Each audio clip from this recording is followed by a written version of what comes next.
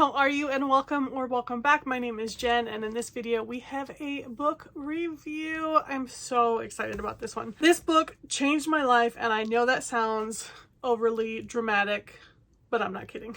So this book, this has actually been out for a while, and I first read it like 8 to 10 years ago. So I guess they're bringing it back out into the spotlight again and promoting it again, which is wonderful because I have thoroughly enjoyed diving back into it. And it is by the very popular author Lisa TerKeurst, and this is her book Uninvited. I've read many Lisa TerKeurst books. I actually have another one here on deck. I've had this one for a few months and I have not started it yet. It's called Forgiving What You Can't Forget. Ugh. Anyway, back to Uninvited. Is living loved when you feel less than, left out, and lonely. So for anyone that's like really known me, which isn't going to be very many of my YouTube watchers here, I am a completely different person than I was 10 years ago. And this book was certainly part of that journey, which is why, again, like revisiting it, it's such a good read at any point in life. So let me read the back of it to you here. It says, "Rejection steals the best of who I am by reinforcing the worst of what's been said to me. The enemy wants us to feel rejected, left out, lonely, and less than. In Uninvited, Lisa shares her own deeply personal experiences of rejection, from the perceived judgment of the perfectly toned woman one elliptical over to the incredibly painful childhood abandonment by her father.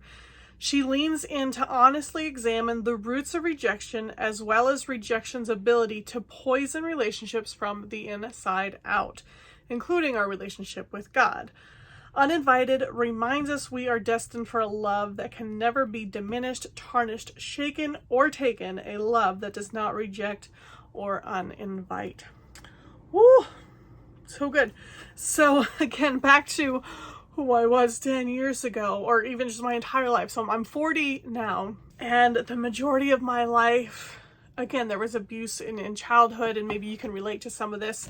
My father was physically present, but he was out of the house. He worked really weird shifts and just wasn't there emotionally a whole lot.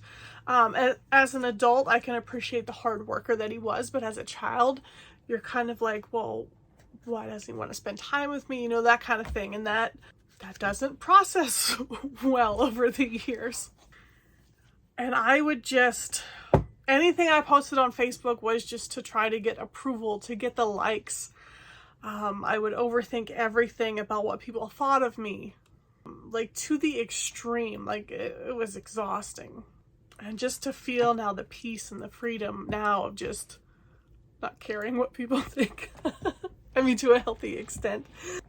But yeah, so I was kind of going through this, and I highlighted just some things in the first couple chapters that I just want to share to maybe pique your interest in also going and getting this book. I'll leave all the links down below. And also real quick, I wanted to throw in, just because it matches up timeline wise.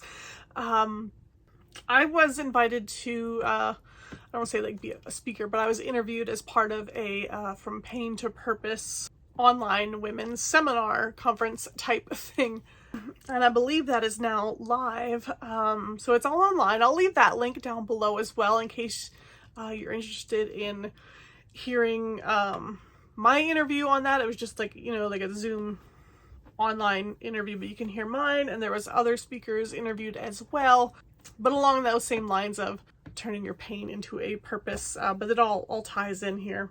So as I mentioned, 8 to 10 years ago is when I had first had a copy of this book in my hands, and we were doing a book study with a small group of women at our church, and I believe this was the first book that we did, because we ended up like calling our group Living Loved, and that has just become, I don't want to say like my motto, but just like that anchor, because it's just two simple words, but when you really dig into what that looks like, what that feels like, it changes everything. We'll talk more about that. This here, so I'm reading the beginning of chapter 2, and she gives this analogy that just really stuck with me. I was like, oh, I'm like, oh, that makes a lot of sense. And I think you might be able to relate to it as well. So she said, several years ago, we remodeled our house and tore part of the kitchen down to the studs. Since I had a vision in my mind of how I wanted things to turn out, but I'm clueless about all things construction, I asked a very knowledgeable friend for his advice. I was so excited to get his expert opinion on fun details like where to put the appliances, cabinet colors, and lighting fixtures. But when he walked in and started staring at the ceiling with a look of grave concern, I knew something was wrong. The beams running the length of the kitchen had been hidden by sheetrock, but now that we'd temporarily exposed them, he could see one of the major beams wasn't able to provide the necessary amount of support. About 3/4 of the way across the ceiling, the board stopped short. It wasn't long enough to extend all the way to the supporting wall. In an effort to fix it, we've all seen those home improvement shows, right?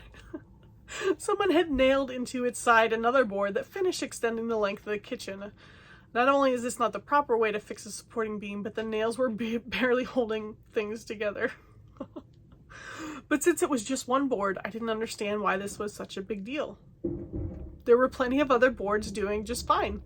Let's just get on with the fun decorating ideas I thought we'd be discussing. My friend knew better. He took me upstairs in the exact place where the broken boards were in the ceiling below. The second floor dipped and sagged. One good jump or one heavy thing drop in that area and that supporting board would likely come apart. There's a spot in our bathroom that feels like that. I didn't bother to ask my friend to unpack this any further. I already knew we couldn't leave this the way it was. I walked back downstairs and stood below the problem spot. Broken boards can't provide stability. There was nothing profound about that from a construction standpoint. Except seeing those boards barely hanging on was like looking inside myself. For years, I'd been expecting stability from a broken identity. That was totally me, like my entire life. Trying to claw my way to some sense of stability. But with that broken identity, it was never gonna happen. So I'm gonna end with just another highlighted portion here. So it says, it makes me remember something I saw an author friend of mine do several years ago that I filed away in my Words I Love notebook. She was signing a book. I peeked over to see what she was writing. Her approach was simple. Before signing her name, she wrote, "Live Loved." And I'm going to pause right there a second. So as I had mentioned, we were in that, I was in that small book study group with some women, and we had gone on, I guess you would call it a little retreat, you know, to spend the weekend, a little weekend getaway. And one of the ladies had brought these blank, ceramic, I don't know, it doesn't matter, blank mugs and some paintbrushes so we could paint them. So I've had this probably like 8 years now and painted on it, "Live Loved," with a butterfly. And like I said, that's just been like my absolute anchor motto. Live from the abundant place that you are loved, and you won't find yourself begging others for scraps of love. You could just like tattoo that across my forehead. Live from the abundant place that you are loved, and you won't find yourself begging others for scraps of love. And again, that's just like what my entire life had looked like, just begging others for those scraps. So hopefully that gives you an idea into what you'll be diving into here. It's so good. I mean, again, so much so that I've just carried that message with me, you know, all these years. So again, it's called Uninvited by Lisa TerKeurst. I will leave all the information down below. If you've not read it before, go get yourself a copy. It is a must read. So thank you for tuning in today, and I'll see you next time. Okay, bye.